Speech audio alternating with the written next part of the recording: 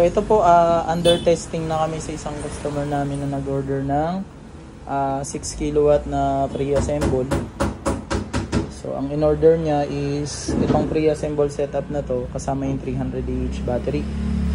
So ito Lux Power pa rin, 6 kilowatt and then complete set of protection devices. So ayan, makikita nyo medyo magulo kasi under testing pa kami. So ito yung nilalaman.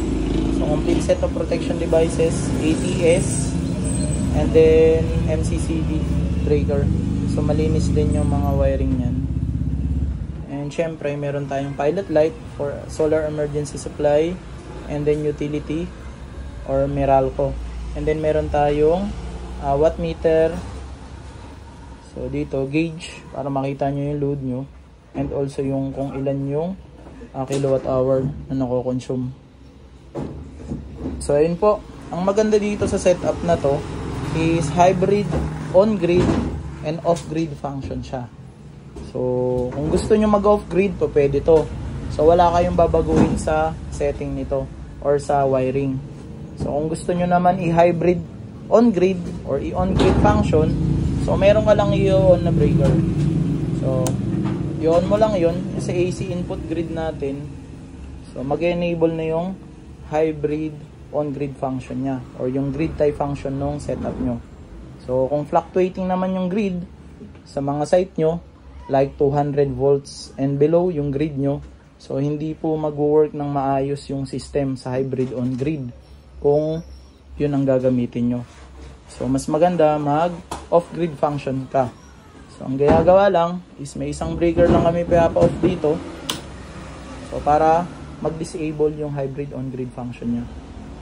So yun, yung hybrid on-grid function or yung grid tie function, yun yung solar nyo na nagsisynchronize sa grid. So pwede ka doon magbenta or mag-apply for net metering.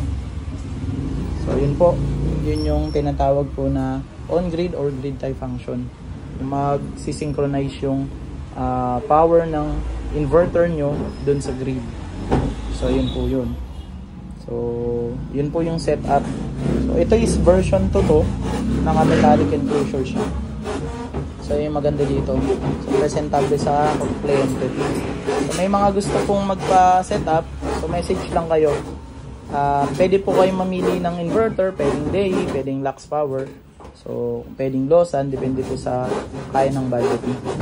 So ayun po, once again, pakita ko po ulit kung paano function.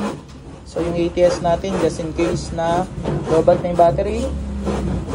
So wala kayong papakita ko lang, i-off ko lang. So magsi-switch lang. So ayun, meron pa rin ilaw. So ibig sabihin, lobat na yung battery nyo, mawala yung indication dito. So naka-on pa rin yung utility.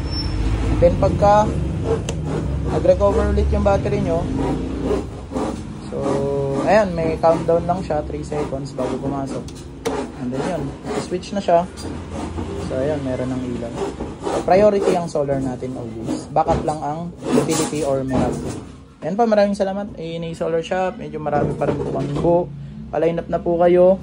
Ang assembling namin 1 to 2 days po. Ganun po katagal yung para po pulido po yung trabaho natin. Maraming salamat po. Thank you again. God bless po.